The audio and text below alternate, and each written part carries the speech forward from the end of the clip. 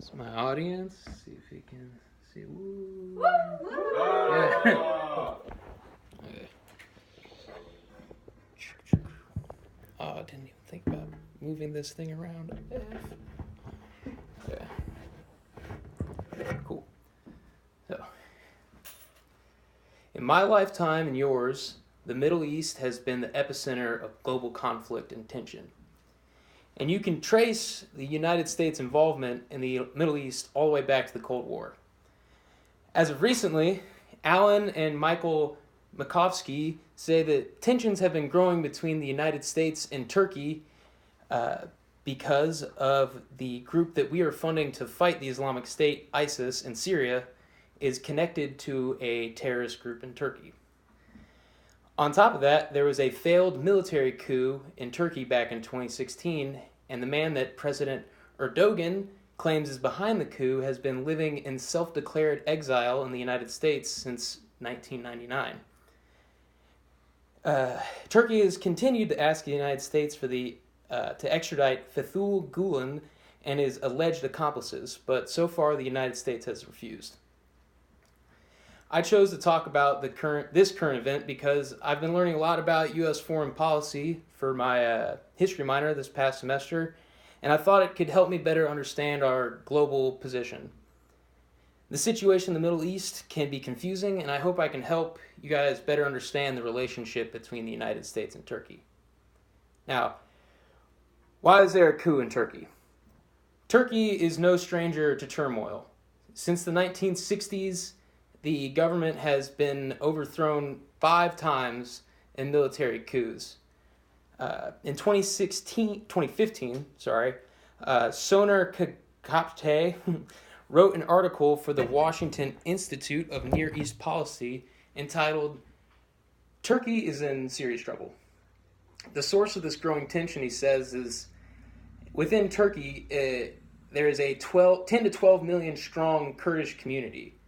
And the Kurdish population has been split between the Kurdistan Workers' Party, known as the PKK, which both the United States and Turkey consider a terrorist group, the Social Democratic Republican People's Party, which is a Turkish nationalist movement, and the Justice and Development Party, known as AKP, which was established by the current president of Turkey.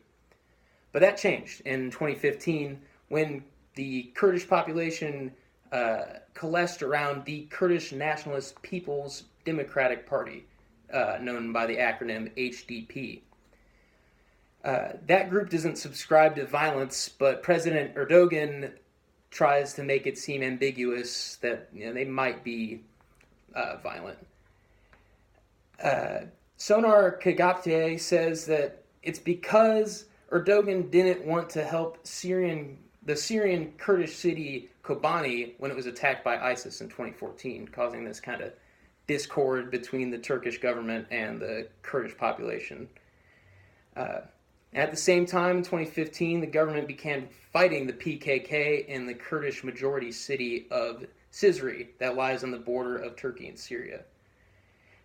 Turkey has its borders open at the moment to assist anti-Assad rebels, but this also allows ISIS and PKK pro-groups to come into the country. And ISIS has begun attacking Turkey, which is a problem because Turkey doesn't have the domestic support that it needs to fight off ISIS and the PKK group. On July 15th, 2016, the Turkish military attempted to seize power from the government, but contrary to previous coups, the Turkish people took to the streets to resist the coup, and in the confusion, the military ended up killing 161 civilians. The Washington Report of Middle East Affairs says the people who resisted the coup were doing it out of patriotism.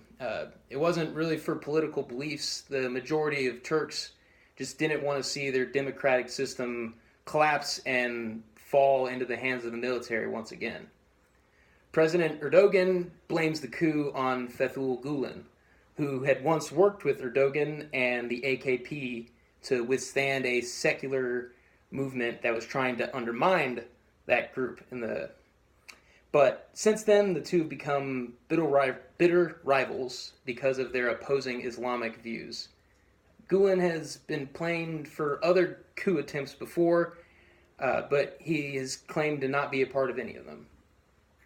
So, why doesn't the United States just extradite Gulen to, relieve tensions? Well, the United States has refused to extradite Gulen since 2016 under both the Obama administration and the Trump administration. When reporters asked President Trump recently about the request, he said that it's not under consideration. Fethullah has denied any involvement in the coup, and during a CNN interview, he said, "As someone who's suffered under multiple military coups during the past 5 decades, it is especially insulting to be accused of having any link to such attempt. I categorically deny such accusations." The United States has not extradited Gulen because Turkey has not presented enough evidence to justify it based on a treaty that the two countries have signed. In an Al Jazeera article, it says that the NBC News reported last week that the United States are now looking into the idea of extraditing Gulen as a way to reduce pressure that Turkey has been putting on Saudi Arabia over the assassination of the journalist Jamal Khashoggi.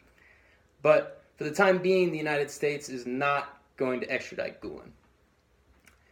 To wrap things up, the situation in the Middle East is complicated and delicate, and it's hard for us to really comprehend the actions and feelings of people that live there because I feel like we're pretty far removed from what's going on over there. Turkey and the United States have been allies for a long time, and I'm hopeful that our relationship will survive this period of tension. There, thank you.